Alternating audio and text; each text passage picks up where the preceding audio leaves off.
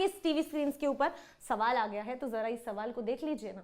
देखिए सवाल क्या कहता है, अगर 96,500 coulombs, that is 96,500 coulomb of electricity is passed through CuSO4 solution, it will liberate, वो क्या liberate, कितना liberate करेगा, जल्दी से देखते हैं इस सवाल को, ठीक है। यस, कितने अच्छे बच्चे हैं, वाह बच्चा, बहुत बढ़िया। आई कैन सी दिस कि आपको ब्रेक नहीं चाहिए, मैम नहीं चाहिए ब्रेक, बस पढ़ा दो, बहुत बढ़िया बेटा, बहुत बढ़िया, यही डिटर्मिनेशन चाहिए।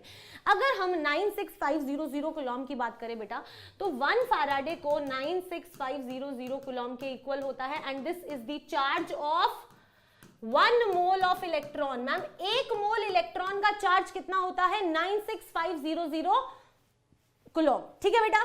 यस, अगर इतना चार्ज है तो मैम यानी कि 1 ही मोल इलेक्ट्रॉन है। यस बेटा, तो अगर आप यहां पर कॉपर की बात करोगे तो मैम Cu2+ प्लस 2 इलेक्ट्रॉन जो होते हैं वो हमें कॉपर देते हैं बेटा, ये रिडक्शन होता है। यस, तो अगर 2 मोल इलेक्ट्रॉन होते हैं तो 1 मोल कॉपर डिपॉजिट होता है। जब 2 मोल इलेक्ट्रॉन होते हैं तो 1 मोल कॉपर डिपॉजिट होता है। तो बेटा जब 1 मोल इलेक्ट्रॉन है आपके पास, तो आपके पास में हाफ मोल कॉपर लिबरेट होगा। तो बेटा मास ऑफ कॉपर कितना हो जाएगा ma'am, moles into molar mass which is 63.5, तो 1.32 से किया ना, हाँ, तो 31.7 ग्राम्स जो है वो कॉपर जो है वो आपका डिपॉजिट हुआ होगा। तो देख लो यार 31.76 grams, that is option B जो है बेटा वो आपका करेक्ट आंसर होगा। बहुत बढ़िया बेटा, अमेजिंग, बिल्कुल सही, बिल्कुल ऐसे ही आपको जवाब देने हैं, ठीक है। यस, आगे बढ़ते हैं, नेक्स्ट क्वेश्चन करते हैं, बेटा। Faraday's law of electrolysis is related to, बेटा फैराडेज लॉ ऑफ इलेक्ट्रोलिसिस किससे रिलेटेड है? अगर आप याद करें, फैराडेज लॉ ऑफ इलेक्ट्रोलिसिस क्या कहता था कि जब इक्वल करंट पास होता है तो इक्विवेलेंट मास जो डिपॉजिट होता है ना वो इक्वल होता है सारे के सारे कैथोड्स के ऊपर। अगर आपने इस तरीके से 3 इलेक्ट्रोड्स लगाए हैं और तीनों में से इक्वल करंट पास होगा ना बेटा, तो इन सब के इक्विवेलेंट मास जो हैं वो इक्वल होंगे। इसके इक्विवेलेंट मास बेटा इक्वल होते हैं। ये होता है आपका फैराडेज लॉ। तो यानी कि मैम फैराडेज लॉ किसको यूज करता है? फैराडेज लॉ बेटा आपका इक्विवेलेंट वेट ऑफ इलेक्ट्रोलाइट को यूज करता है। तो ऑप्शन डी जो है वो आपका करेक्ट आंसर होगा। एंड वेरी गुड, बिल्कुल सही मैम, ऑप्शन डी हमारा आ रहा है। यही जोश चाहिए बेटा, बहुत बढ़िया, अमेजिंग बेटा। आगे बढ़े, नेक्स्ट क्वेश्चन करें, नेक्स्ट क्वेश्चन करते हैं। नेक्स्ट क्वेश्चन कहता है that when 1 Faraday of electric current, बेटा जब 1 Faraday of electric current pass होता है तो the mass deposited is equal to,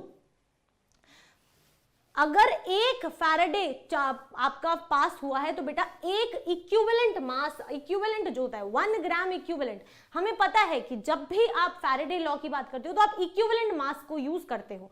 तो ये क्वेश्चन डायरेक्टली हमें बता रहा है कि 1 ग्राम इक्विवेलेंट होगा। तो ऑप्शन ए आपका करेक्ट आंसर होगा। आंखें बंद करके इस ऑप्शन को टिक कर दो। फैराडे ने इक्विवेलेंट मास के कॉन्सेप्ट को यूज किया था, ठीक है। बहुत बढ़िया बेटा, बहुत बढ़िया, ऑप्शन ए आपका करेक्ट आंसर है। I am very proud of you, बहुत बढ़िया बेटा, अमेजिंग, ठीक है। अगला क्वेश्चन बेटा, अ dilute aqueous solution of sodium fluoride, आपके पास में एक डाइल्यूट एक्वस सोल्यूशन है, किसका? सोडियम फ्लोराइड का, ठीक है। इलेक्ट्रोलाइज किया है, the products at the anode and cathode are, अरे बहुत अच्छा क्वेश्चन है। देखो Na+ होगा, F- होगा बेटा। डाइल्यूट एक्वस सोल्यूशन है तो वाटर को भी इस तरीके से डिसोसिएट कर सकते हैं। अब आपको इलेक्ट्रोकेमिकल सीरीज में मूव करना है। देखो Na+ और H+ में से नीचे जो आता है बेटा इलेक्ट्रोकेमिकल सीरीज में, उसका रिडक्शन होता है। यानी कि अगर आप इलेक्ट्रोकेमिकल सीरीज देखोगे तो H+ जो है बेटा वो आपका कैथोड के ऊपर जाएगा। वो कहां जाएगा? कैथोड पे जाएगा। तो यानी कि यहां से मैम H+ कैथोड पे चला जाएगा, बिल्कुल। अब क्वेश्चन आता है कि F- और OH- से कौन जाएगा एनोड के ऊपर, ठीक है। तो ये वाली साइड कैथोड होता है, रिडक्शन होता है, तो नीचे जो इलेक्ट्रोकेमिकल सीरीज में नीचे होगा वो आपका रिडक्शन करेगा, क्योंकि उसका खुद का रिडक्शन पोटेंशियल बहुत ज्यादा है, ठीक है। ऐसे समझना है। इसी तरह से बेटा अगर आप एनोड की बात करते हो तो एनोड में मैम F- और OH- में से बेटा OH- जो होता है वो आपका एनोड के ऊपर जाता है वो कहां जाता है, एनोड के ऊपर जाता है। और जब H+ का रिडक्शन होता है तो H2 गैस लिबरेट होती है, ये बात हमें पता है बिल्कुल। और बेटा जब OH- का ऑक्सीडेशन होता है तो O2 गैस लिबरेट होती है। यही तो क्वेश्चन पूछा था कि एनोड और कैथोड के ऊपर क्या लिबरेट होगा, H2 और O2 लिबरेट होगी। क्या किसी को कोई डाउट? बहुत बढ़िया बेटा, सबने सही आंसर दिया है option D, that is O2 and H2 हमारा करेक्ट आंसर है। अमेजिंग बच्चे, बिल्कुल सही, ऑप्शन डी आपका करेक्ट आंसर है। आगे बढ़े, बहुत बढ़िया बेटा, बहुत बढ़िया। यस, आगे बढ़ते हैं नेक्स्ट क्वेश्चन। नेक्स्ट क्वेश्चन क्या कहता है, ध्यान से देखो और फिर जवाब दो, ठीक है।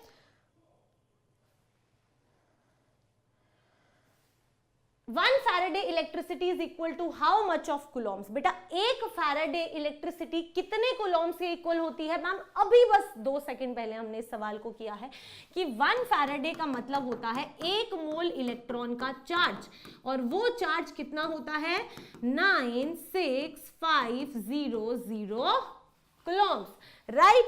यस, तो 96500 कुलॉम जो है वो आपका करेक्ट आंसर है। तो ऑप्शन कौन सा करेक्ट हुआ बेटा?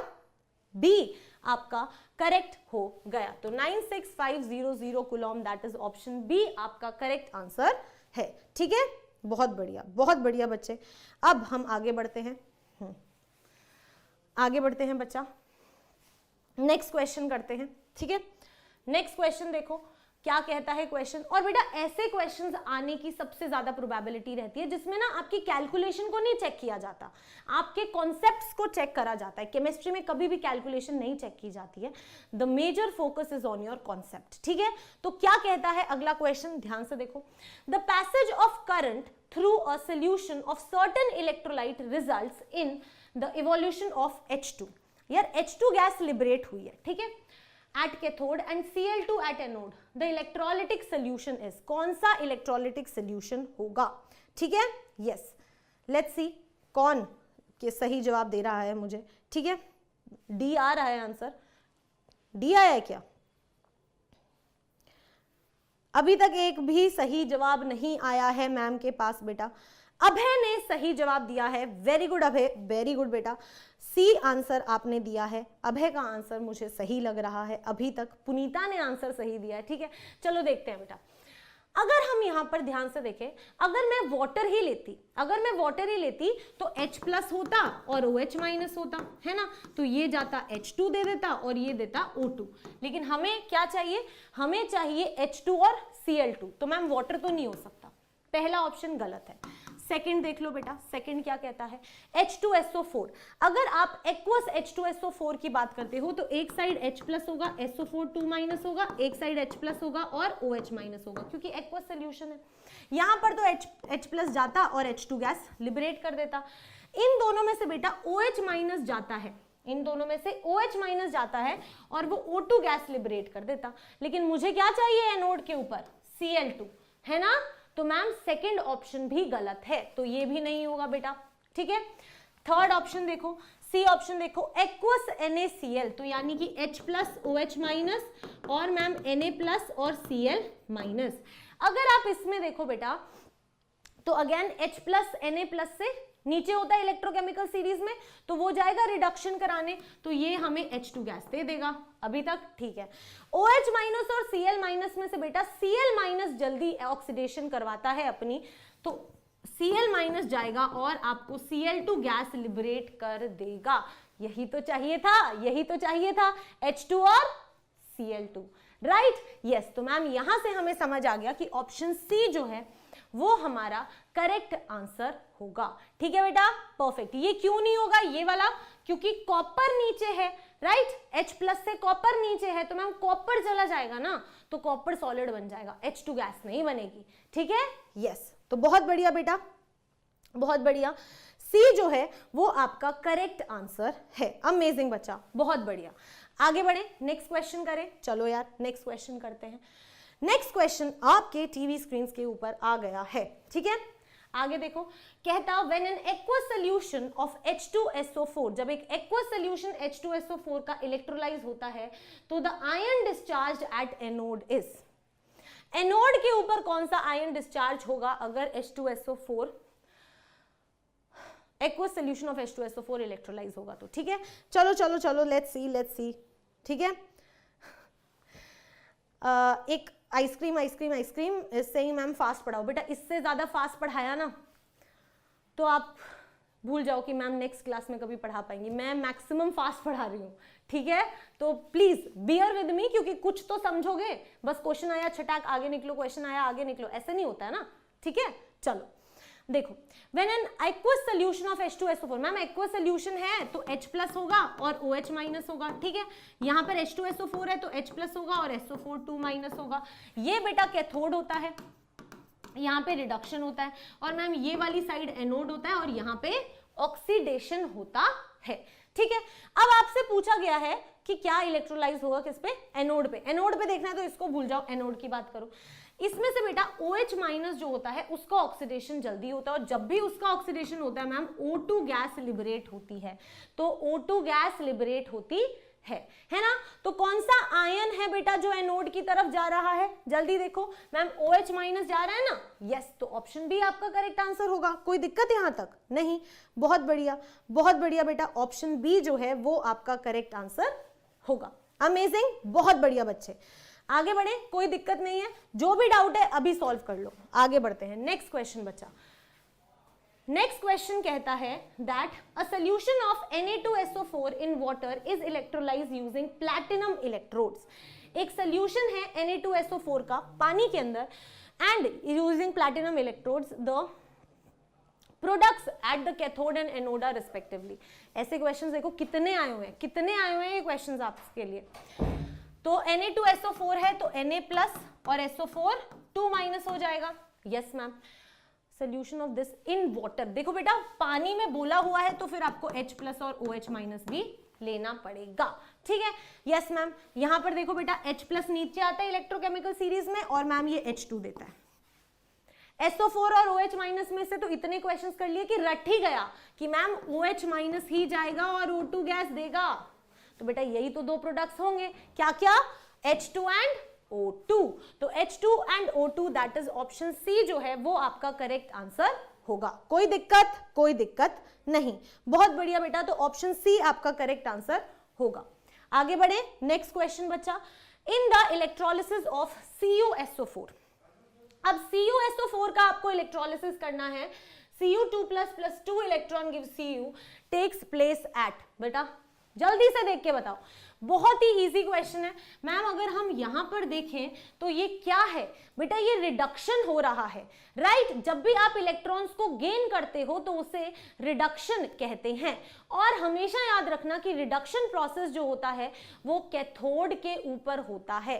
Reduction always takes place at cathode, ठीक है। तो दो ही चीजें याद रखनी है, gain of electron is reduction, तो यहाँ पे इलेक्ट्रॉन गेन हो रहे हैं तो रिडक्शन हो रहा है, और रिडक्शन हमेशा कैथोड पे होता है। तो कैथोड यानी कि मैम ऑप्शन बी जो है वो हमारा करेक्ट आंसर होगा। तो बेटा ऑप्शन बी आपका करेक्ट आंसर होगा, ठीक है। अमेजिंग, बहुत बढ़िया। आगे बढ़े, नेक्स्ट क्वेश्चन क्या कहता है? व्हाट वेट ऑफ कॉपर, आपसे पूछा गया है कि कॉपर का क्या वेट डिपॉजिट होगा जब 2 Faraday of electricity is passed through cupric salt से जब 2 फैराडे ऑफ इलेक्ट्रिसिटी पास होगा। तो मैम मुझे बहुत साफ साफ दिख रहा है कि कॉपर जो होता है उसका रिएक्शन लिख लेते हैं सबसे पहले। तो Cu2+ + 2 electrons gives me copper. Clear है बेटा? यस। अब आप अगर यहां पर ध्यान से देखो तो आपको बोला गया है कि 2 फैराडे चार्ज है बेटा। 2 फैराडे चार्ज मतलब 2 मोल इलेक्ट्रॉन, 1 फैराडे चार्ज मतलब 1 मोल इलेक्ट्रॉन, 2 फैराडे मतलब 2 मोल इलेक्ट्रॉन। तो यार अगर आप ध्यान से देखो तो 2 मोल इलेक्ट्रॉन जब यूज होते हैं तो 1 मोल कॉपर डिपॉजिट होता है, राइट। यस, और 2 फैराडे चार्ज है यानी कि 2 मोल इलेक्ट्रॉन है, तो बेटा 1 मोल कॉपर ही आपका डिपॉजिट हुआ होगा। तो अगर आप इसके मास की बात करोगे तो मास ऑफ कॉपर क्या हो जाएगा? Number of moles into molar mass, which is 63.5 grams, यानी कि ऑप्शन ए जो है वो आपका करेक्ट आंसर होगा। तो मैम ऑप्शन ए हमारा करेक्ट आंसर होगा। बहुत बढ़िया बेटा, option A is your correct answer. Amazing. आगे बढ़े, नेक्स्ट क्वेश्चन करें। नेक्स्ट क्वेश्चन देखो बेटा, the unit of electrochemical equivalent is. अब आपको बताना है कि इलेक्ट्रोकेमिकल इक्विवेलेंट की यूनिट क्या होती है। अब इसके लिए सबसे पहले आपको इलेक्ट्रोकेमिकल इक्विवेलेंट को याद करना है, वो क्या होता है। इलेक्ट्रोकेमिकल इक्विवेलेंट मतलब बेटा Z इज इक्वल, जब आप W की बात करते थे तो आप कहते थे ना ma'am this is equal to Z into IT, जहां पर I क्या था, करंट था, T क्या था, टाइम था, Z क्या था, इलेक्ट्रोकेमिकल इक्विवेलेंट था, और W क्या था, मास डिपॉजिटेड था, राइट। तो बेटा आपको पता है that Q is the charge and we know from physics that Q is equal to I into T, right? Yes, तो बेटा W is equal to Z into Q लिख सकती हूं मैं, बिल्कुल मैम लिख सकते हो। तो बेटा Z क्या हो जाएगा, W अपॉन Q हो जाएगा। यस, तो वेट ग्राम्स में ले लो और चार्ज हमेशा हम कूलॉम्स में ही लेते हैं, तो इसको कूलॉम्स में ले लो। तो क्या यूनिट होगी, ग्राम पर कूलॉम, ग्राम पर कूलॉम। तो ऑप्शन बी आपका करेक्ट आंसर होगा, ठीक है, बढ़िया। नेक्स्ट क्वेश्चन बेटा बिल्कुल सही, ग्राम पर कूलॉम आपका करेक्ट आंसर होगा। Next question, 1 Farad of electricity will liberate 1 mole of metal from a molten of। अगर आपको सिर्फ 1 मोल लेना है, 1 मोल Farad of electricity will liberate, 1 mole he metal चाहिए, तो बेटा ऐसा कोई आपको रिएक्शन लिखना है जिसमें 1 मोल इलेक्ट्रॉन के साथ 1 मोल ही आपको मेटल मिले, ठीक है। तो अगर आप यहां पर देखोगे तो Au +3 है, तो बेटा 3 मोल इलेक्ट्रॉन यूज हो रहे हैं, तो आपको Au मिलता है। Cu में मैम हमें 2 मोल इलेक्ट्रॉन चाहिए होते हैं, तो हमें Cu 1 मोल मिलता है। Ba में देखो तो Ba2+ में मैम 2 मोल इलेक्ट्रॉन चाहिए होते हैं, तो Ba मिलता है। और अगर आप KCl की बात करो बेटा तो K+ में सिर्फ 1 मोल इलेक्ट्रॉन मिले तो हमें 1 मोल मेटल मिल जाता है, तो यानी कि सिर्फ एक ही करेक्ट आंसर है, दैट इज ऑप्शन डी।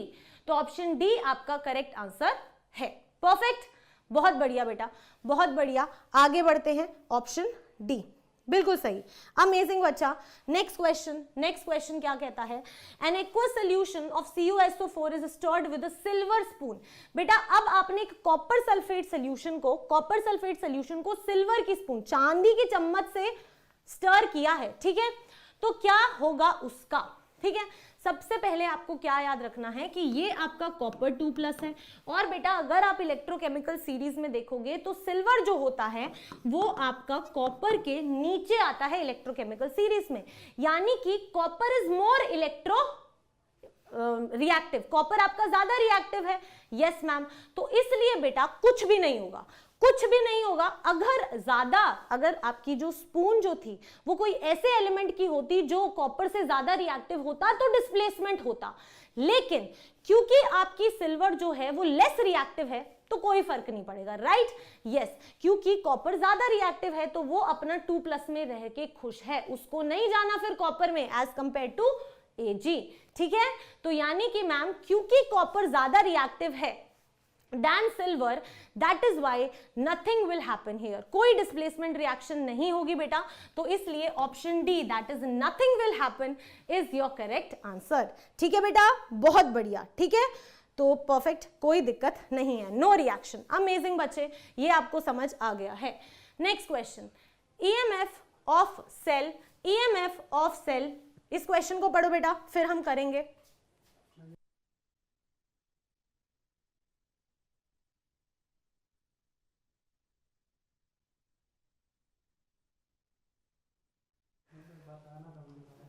चलो ठीक है, क्या कहता है, EMF ऑफ सेल। अब बेटा आपको जब भी सेल रिप्रेजेंटेशन दिया होता है तो हमेशा याद रखना कि इस साइड एनोड होता है और इस साइड कैथोड होता है, ठीक है, क्लियर।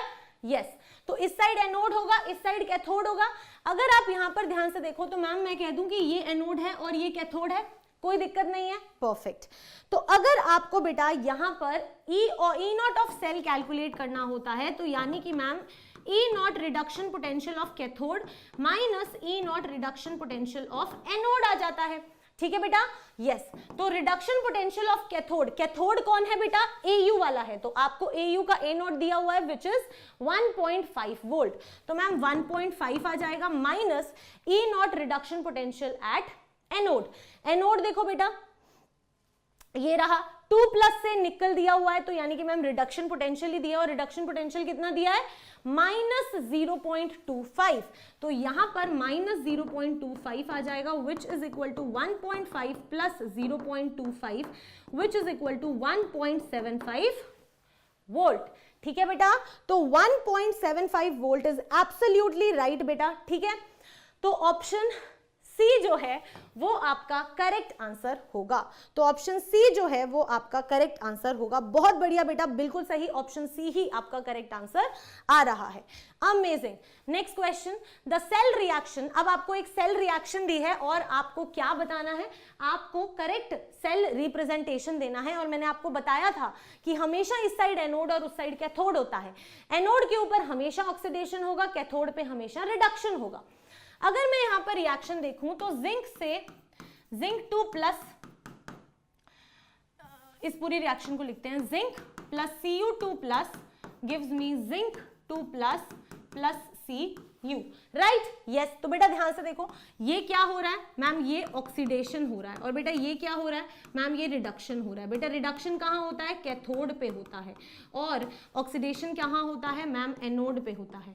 यानी कि एनोड इस साइड आता है, तो यानी कि मैम आप क्या करोगे, ये अगर आपका ये है तो ये आ जाएगा जिंक बेटा, और यहाँ पे Zn2 प्लस आ जाएगा, और ठीक है, परफेक्ट। ये क्या हो गया, सॉल्ट ब्रिज हो गया। हमने एनोड लिख लिया, अब हम कैथोड लिखेंगे। तो कैथोड लिखेंगे तो कॉपर 2 प्लस, और ये आ जाएगा कॉपर। तो इस तरीके का जो सेल रिप्रेजेंटेशन है वो आपका करेक्ट रिप्रेजेंटेशन है। हमेशा याद रखना कि जो आयंस होते हैं वो अंदर रहते हैं, और जो सॉलिड स्टेट होती है बेटा वो बाहर की साइड रहती है। ठीक है, तो zinc Zn2 plus, copper 2 plus, copper. तो मैम ऑप्शन बी हमारा करेक्ट आंसर होगा, और बहुत बढ़िया बेटा, ऑप्शन बी आपका करेक्ट आंसर है। अमेजिंग बच्चा, बिल्कुल सही, बहुत बढ़िया।